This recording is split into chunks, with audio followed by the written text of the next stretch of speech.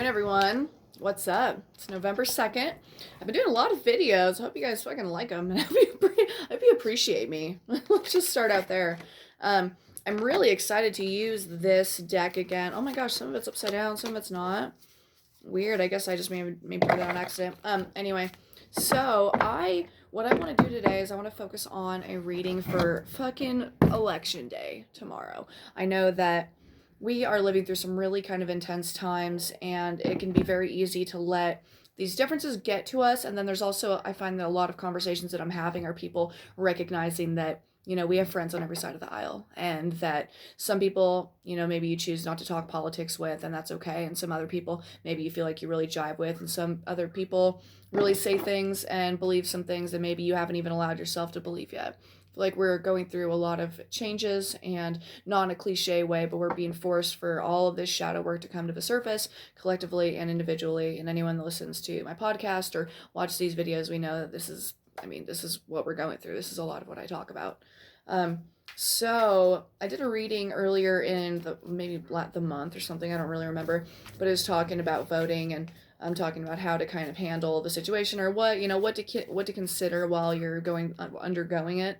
But what I want to do here is I want to focus on something like, what is it that we need to keep in mind while we go through the kind of throes of emotion that are going to occur over the next couple days.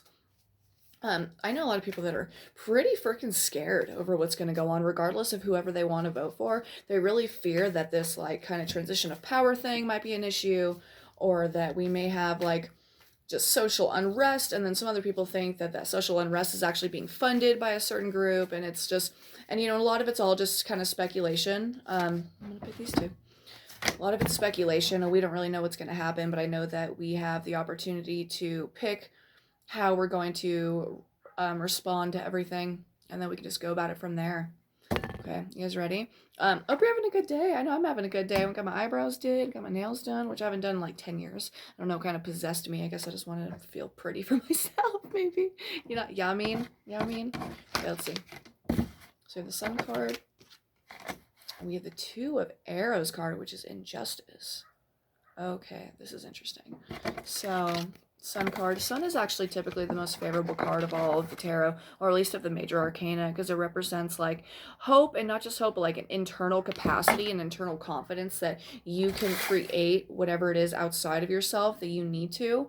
It has a lot of, God, look how beautiful that card is, you guys. It has a lot of symbolism, because you see some of these Celtic horse representations they take place in, I think they're in Britain somewhere. So these are actually circles that have been left on the mountains. And then you have some of these other circles on the stones here. And anything, the oldest symbol in the human psyche is actually the spiral. And it represents, they say that that's how evolution occurs. So we go through, we start out this one component, and then we kind of evolve, things happen. And then we find ourselves in a similar situation, and because it's not the exact situation, it's what's called self-similar. So then you're back at that same situation, but on a different portion of your life, a different level of your life. You're a different person, different experiences, different wisdoms. And then it happens again. And then it happens again. And it happens again. And in this case, it happens every 4 fucking years. So here we are. So this is just, I want to say that this is something that, regardless of what happens tomorrow, regardless of what happens over the next couple weeks or next couple of years, to recognize that it is through us that we actually create our lives. And all of these kind of transitions, all of these evolutions, and all of these cycles happen outside of ourselves, but they also happen inside of ourselves. And this is where the core of our existence is. Everything that's going to happen in the world is going to happen because we urge it to in our lives. We have dominion over our lives, and we react and we respond to these things that happen to us. But in reality, we have control over who we are. We have control over our lives. And I just recognize that this is interesting. So 2s are always representative of dichotomy or duality or choices. So she has the bow under her foot, and the bow is always a symbol. It's a symbol of hunting, but it's also a symbol of of craft. So like all and a couple of the other books that I've read about tarot, thinking about the symbolism of the bow, it is where like the ability of the knowledge and the wisdom that it takes to go into crafting a bow. It's not an easy thing, and it has to, you have to find the stick, and I don't really know all the details of it, but they said that it's actually a really honed skill that you have to work on in order to find a finely crafted bow in order to hunt with. So it's not just something that's super easy to conduct. So she has that underneath her foot. So whenever, if and when we did need to pick a side, we do have the ability to. With the scales of justice right here. So it's the light as a feather versus the money specter. If you guys know anything about Egyptian mythology, they talk about how Anubis would, when someone would die, the Anubis would weigh the heart over the weight of a feather, and feather actually represented the goddess Maat, which is the symbol of harmony. And so maybe that's similar to what they're going through here. So the lighter that your heart was, the more in harmony you were, and the more and full of integrity you were. So this is representing choosing between this material wealth versus kind of this maybe immaterial but important level of harmony. What choices do we have? And she can't see anything outside of her. She knows that she has the bow, and she knows that she has these two, I want to say wands. She has these two arrows, and that if and when she did need to fend for herself, she has the ability to, but she has to choose which side she's going to go through. So there are, regardless of whatever injustice that we feel is being served, the true truth comes from inside of us, and it comes from our ability to discern between the two.